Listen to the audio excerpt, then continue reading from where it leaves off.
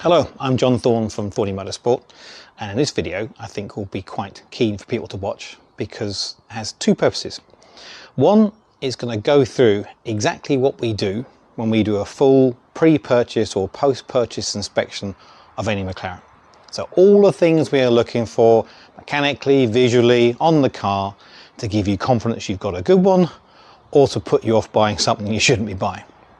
So it's a complete detailed video of what we do. Now, the purpose of that side of it is to help other dealers, other garages, other shops know what to look for when they're looking at a McLaren.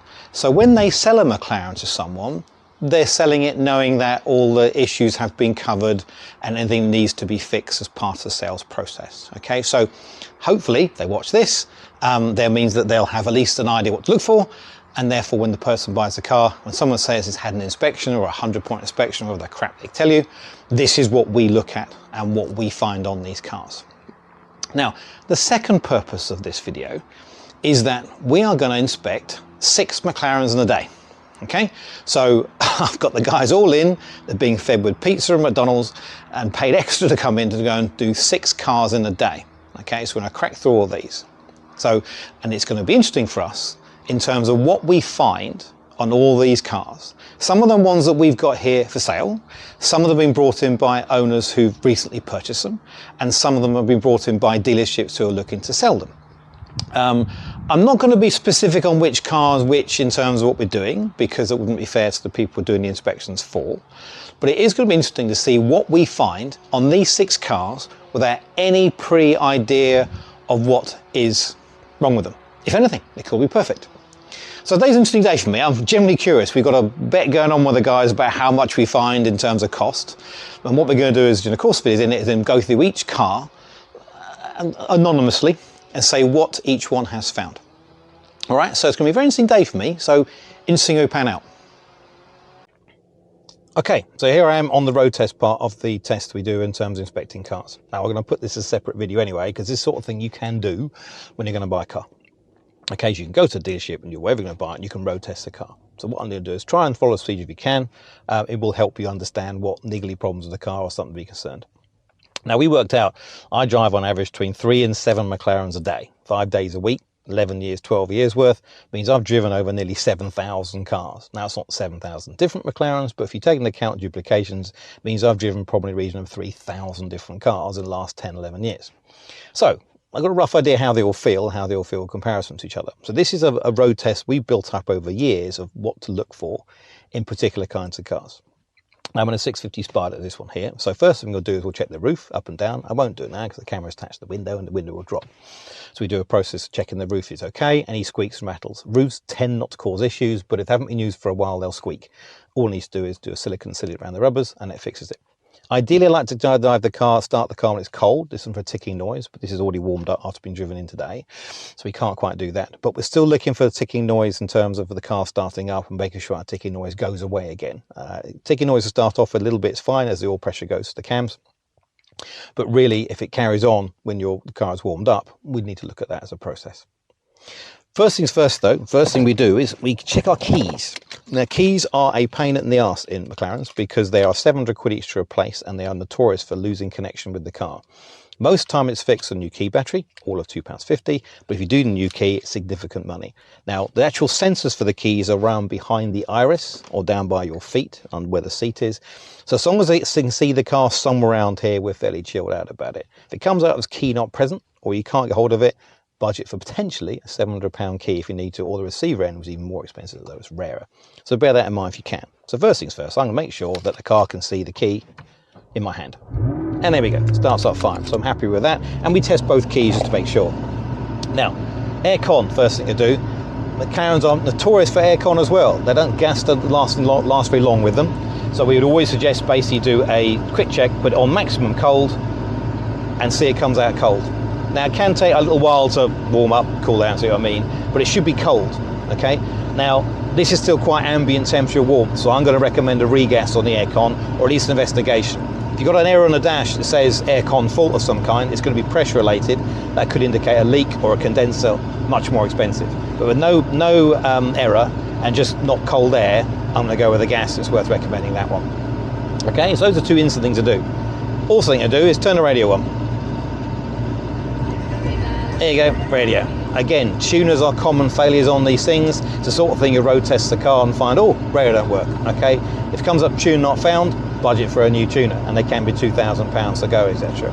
Okay, so that's the other thing to consider. The other thing about it, I'm on a lift car here, so I'm going to put lift up on the dash. I'm going to put the lift up and down a couple of times because lift also causes pressure on the accumulators. If you have a set of accumulators on the way out, eventually you'll get a PCC fault come up on the dash. There's £2,000 of accumulators. Now in the road test, I'm going to do the tests we do for accumulators, but it's worthwhile doing this if you can, just to put some stress into the system if you can. So, right up now and go from there.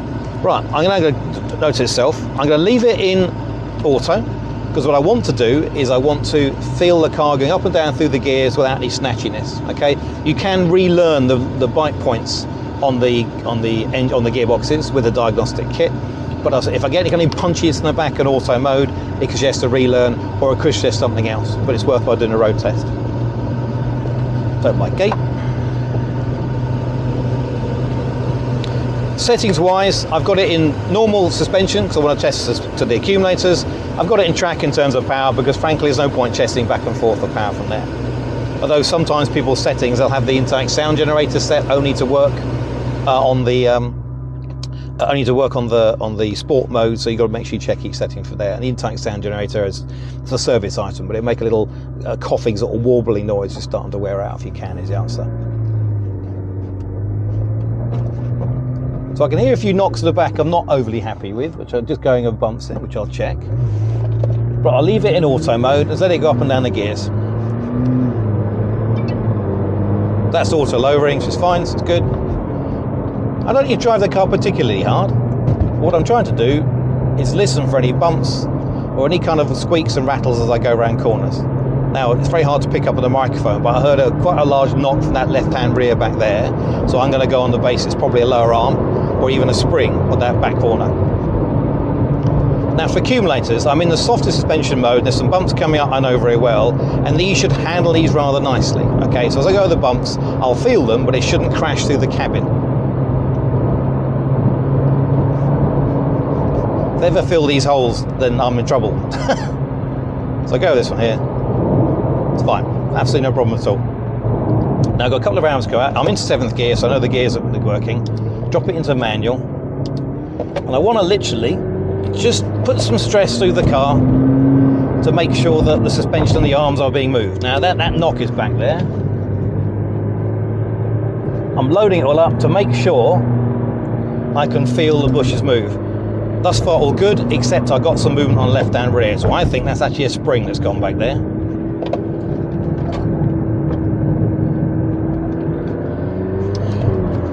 Alright, now I'm going to dual carriage. Nice smooth road this. I'm going to put it in track mode, okay? And what I'm looking to do in this nice smooth road is I should feel undulations in the road. It should feel jiggly. I should feel some jiggle up and down. The camera should be making some racks, although it's gone anti-stabilization mode. And I can feel it jiggling through the car. So I can feel that's in track mode. Now I bang it onto normal mode, that jiggling should stop. Okay, and it has. It's nice and comfortable. Now I'm not feeling it through a steering wheel, so I'm happy with the accumulators at the moment. The other thing I'm doing is the geometry side, making sure the steering wheel is straight in a straight line. This isn't, it's slightly off to the right, which makes me think the geometry is slightly out. McLaren steering wheels tend to be bang on. If they're not, this just is a geometry issue you need to look at as well as the answer. I'm also looking for vibration. So vibration through the steering wheel, if it goes up and down with speed, is normally wheel balance. If you get vibration through the car or through the steering, it's just something else.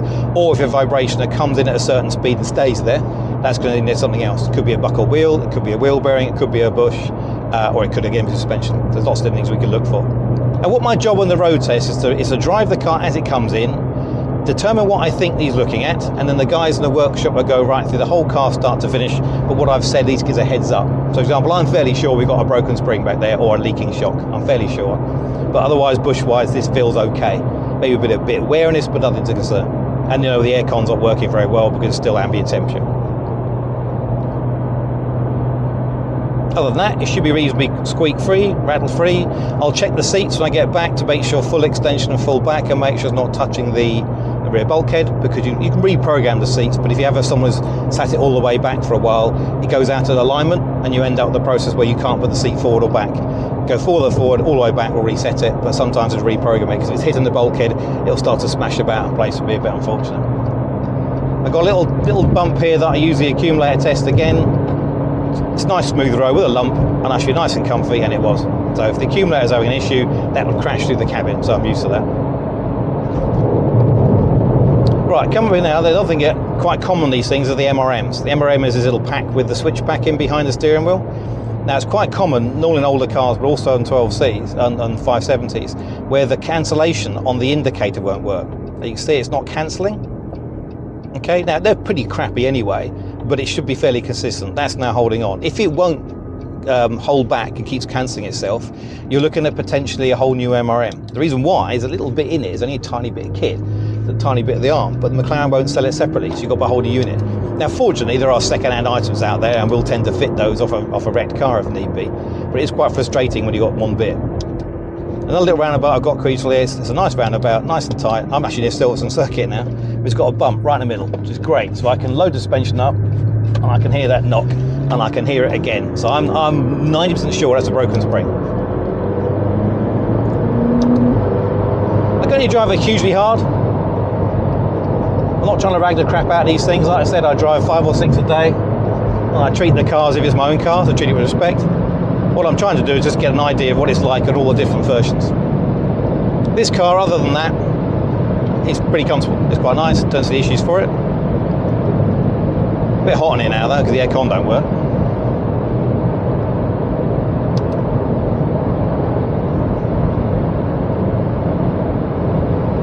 And again, road noise I'm listening for. Sometimes you get the window seals will fail, and you get a lot of road noise around by the windows, around by the wing mirrors.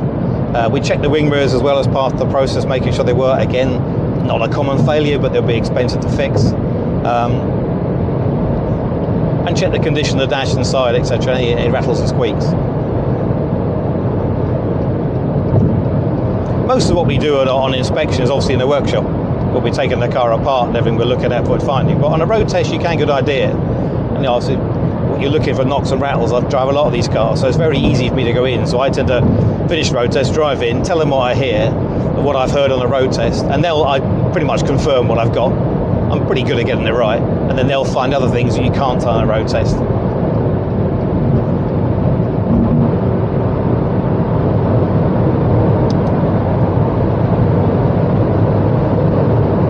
Again, other than the steering wheel being out, the geometry of this car is pretty good. Geometry wise, you can tell if the tracking's out.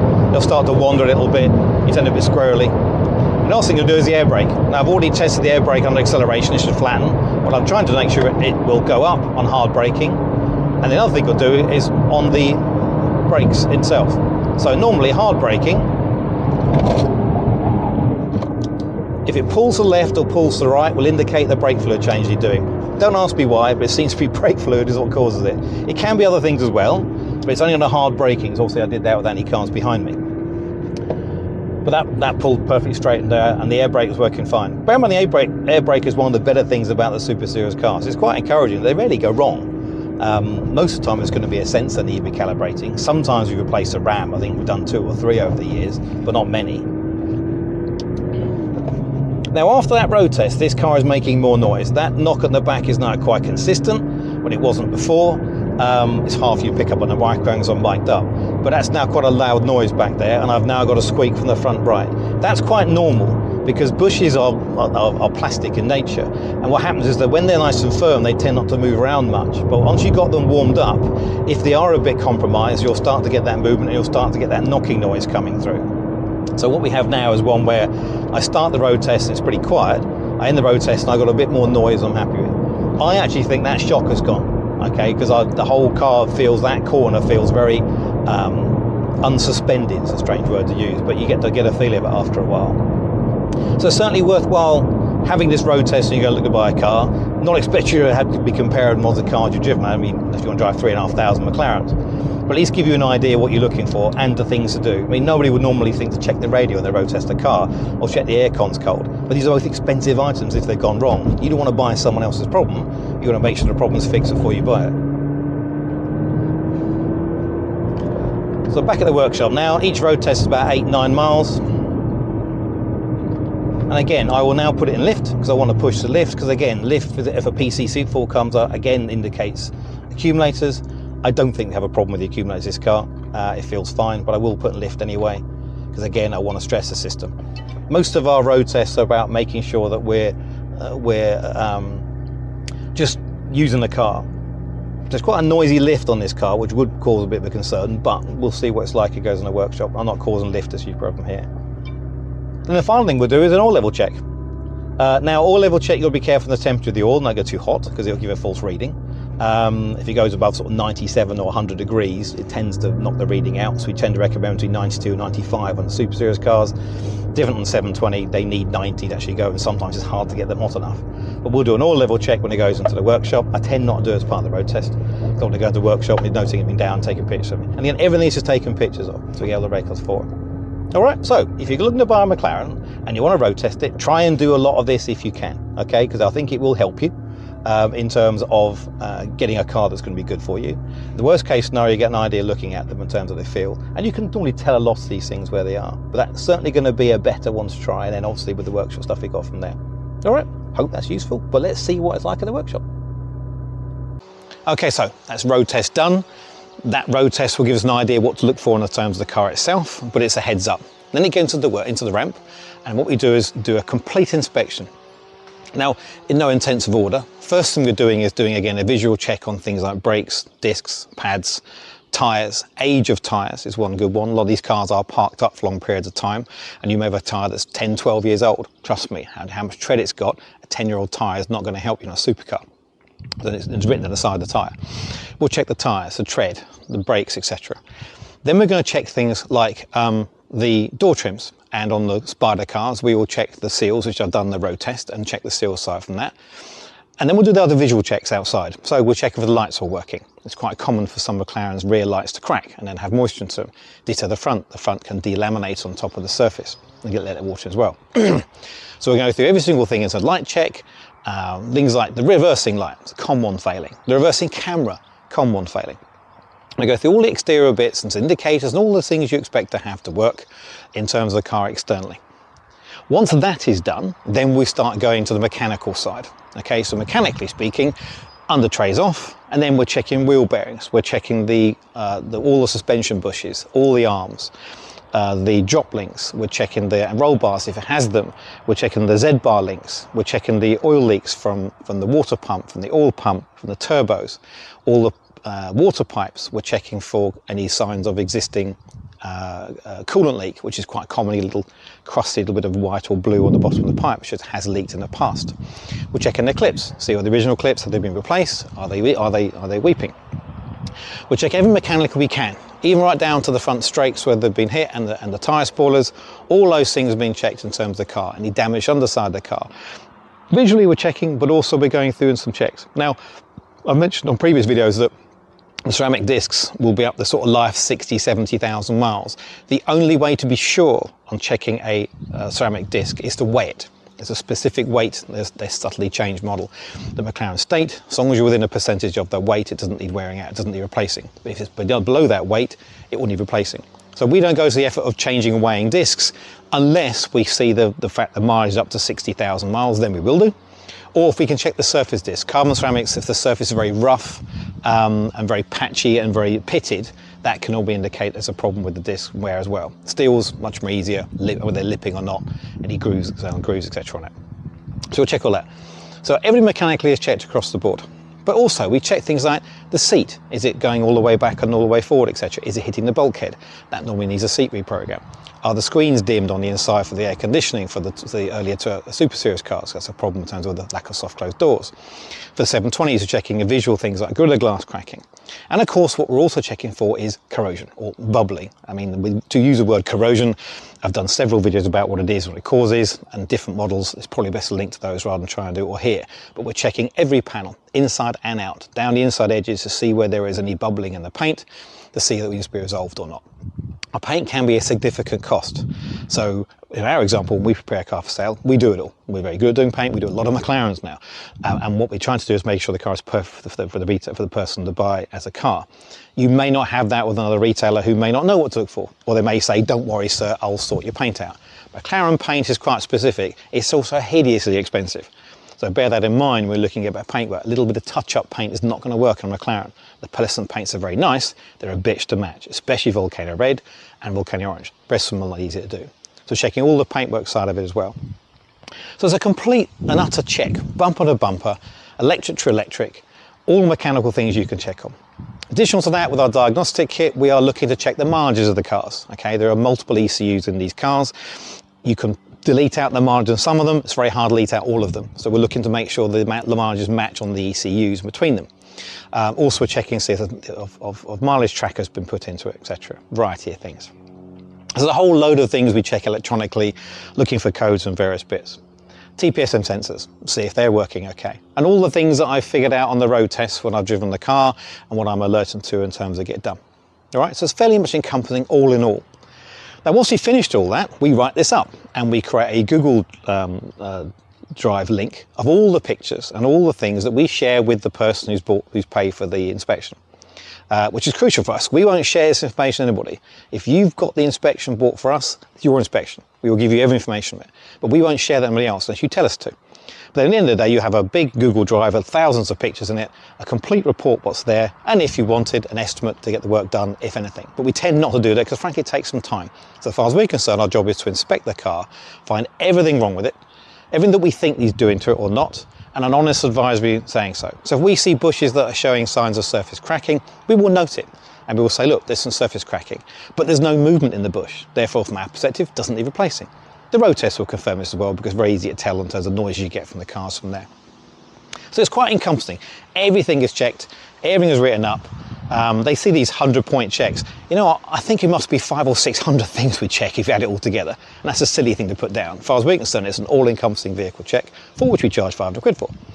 Now the good news about this is that it means your net result is, at the very worst, you know what you're getting. You know what needs to be done, if anything, and also if you need to the cost of it doing so if need be. So it may all be a difference to you buying a car, or buying a car and changing the price, or walking away from the car. Now our view is you're better off walking away from a car that needs loads of work, or get the work done and have a brand new car at the end of it, which is pretty much what you need to get. All right? Hopefully it's been interesting. The whole report, this thing is quite useful to have, and we can do this for various people. And at the end of it, we're going to see how much we have had done and see what we've got in terms of total from the costs of all these cars we've inspected today. I'm genuinely curious. Okay, so here we are, end of a long day. The rest of the guys have gone home. And it was a long day, I've got to say. So the two part of this video is first to explain what we did in the inspection and how detailed we are and what we find, which hopefully will be useful. And the second part, as I said, was a genuine curiosity as to whether we could do 6 vehicles in a day and what we would find. Now, I've got all the results here. So this will all get typed up and each one sent to the individual owner with what we find and recommend to get done, along with some ideas and costings. So I thought for the purposes of this, I won't go through each individual car, but give you an idea. Now, be absolutely clear, actually. We're very good at this, okay? There's nothing we tend to miss. And there may all be parts of this that don't need doing from a general owner point of view, but it would be the sort of stuff we would do to prepare the car for sale and for someone else selling the car. Now, these may become the negotiating point in selling the car, but not for us. It's what we would do.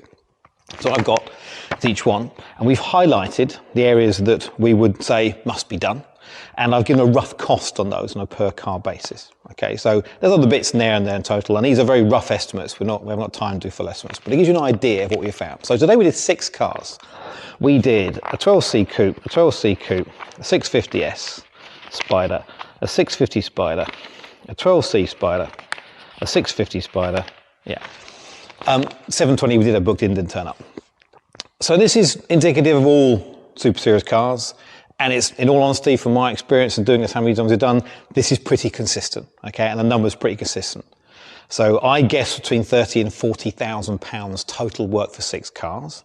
And I'm a bit light. Total amount of work here for 6 cars inspected to get them right and ready to be out to next owner is 45,000. okay, plus VAT. So it's nearly 55, 60,000 pounds worth of work, average about 10 grand a car, which again is pretty much what we see day in, day out. So in no particular order, so I've got a 12C coupe, okay? It's got 13,000 miles on the clock. Total amount of work it needed from inspection is £7,000, okay, of which £2,500 with paint for the corrosion. And we're talking a bits like this example, we had a water pump go, we had a couple of oil pipes go, and we had accumulators, okay, so that's one. Next one, in no particular order. So this is a 12C coupe, 15,000 miles on the clock. We have a total bill of £8,000. These are all plus taxes, of which 1,500 was paint, okay, so that's corrosion.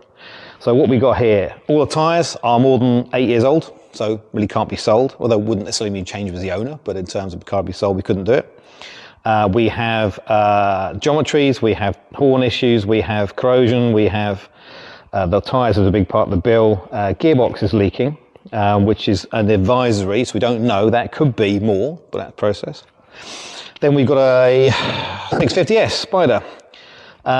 We've got steering's off geometry, we've got wheel vibration issue, we've got corrosion, which is £2,500. We've got some springs are broken, a shock is leaking, rear deck is rattling, so that's £8,500 of remedial work for that, which £3,000 is paint. We have a 6V Spider with 24,000 miles. Okay, total bill is £5,000, the lowest of the bunch, therefore the winner of today's exercise. Water pump is gone. We've got some lights gone. We have some investigation running door cards, etc. No paint though, see, corrosion free. I always make a point that every McLaren will need paint to deal with the corrosion. Not the case, that one's fine. 12C Spider, 31,000 miles. So if you go based on mileage only, it must be hideous in comparison to low mileage cars. Not the case. Total bill on this one is £7,500, of which £2,000 is paid, so 5 grand. However, it does have a leak from the gearbox, so it requires more investigation. So that's £7,500, possibly a new gearbox of £23,000. So something to be aware of when you're buying a car. Of that, we've got some leaks, ball joints, pads, rear lights are cracked, etc., that kind of stuff. So again, not really, you know, terrible car, but it adds up. And last we've got a 650 Spider. We have this one, which is £9,000, the winner of today's one, of which £4,000 was paint. Okay, so you have multiple arches and wings with corrosion, 4 in total. Main problem they had, accumulators had gone, and thermostats are gone as well. So I think, again, a common issue where overheated is a process. So then a total of £45,000 plus VAT, of which roughly 1/4 was paint, the rest was mechanical. And these are all cars that have been brought to us as someone saying, I wish to buy this car. Okay, so, or they have just bought this car. 2 of these cars, the other guy's already bought them. So he's going to have a real fun day on Monday morning when I ring him up and say it needs £9,000 and £7,000 of the work to put right. Now, this isn't part of this things must be done, but all the ones we have highlighted in many regards are safety related issues, or they will affect the car. Accumulators failing, leaking water pumps, thermostats failing. These are particular parts of the car. We're not talking about little twiddly things here and tiny bits of trim. Okay, the paint, we're talking about the bubbling paint and the corrosion. If you don't deal with it, it will spread. Okay, it won't cover the entire panel, but a tiny bubble at one corner will end up being 5 or 6 inches in a year or so's time. So it's something that's worth doing. So very interesting to me. I'll go through this with some more detail into the process on it, but I wanted to get things in today, and frankly, we're knackered. But that's 6 McLarens. 3 were brought in by customers, 3 we had in for us to sell on behalf of customers, and pretty much an average between all of them between £8,000 and £9,000 of the work per car, which is pretty much exactly what we find in all the cars that we sell. So when we sell a car and people say, oh, you're £10,000 more than another one that's on Auto Trader, the reason why is we've done £10,000 of work on it. Okay, that's why. Okay, so something to consider for these things. So really, very interesting for me, hopefully interesting for people out there. And this isn't supposed to be a horror story of what's out there. If this ever was a piece of bits of paper that tell you if you're going to buy a McLaren, for the love of God, get it inspected before you give them the money. Okay? In this video, we've shown how we inspect it. This isn't a video trying to get inspection verifications. Watching this video, I'm hoping dealers and retailers and people will get their cars inspected to see what they've got. And rather than coming to me and saying, what's wrong with it? They can say, well, I've seen your video, we've done the inspection, and yes, we found a leaking pump, we found a broken spring, we found some corrosion. All these things are valuable for people who are buying cars, and also for people who are selling cars to be aware of what you've got, okay? I hate giving people bad news, okay? But the idea of doing all these videos that we do, and all I'm trying to do is trying to explain that this information's out there, you just got to research it properly. But if you're going to buy a McLaren, get it inspected before you part money. And if you do own a McLaren, recognise the fact that this will happen over the course of years to get done. All right, hopefully that's useful. That was very interesting for us. We're all tired, but we really actually enjoyed it. 6 cars in a day is pretty good going as far as we're concerned. And hopefully information is good for you in terms of either owning, buying or selling your McLaren. All right, cheers.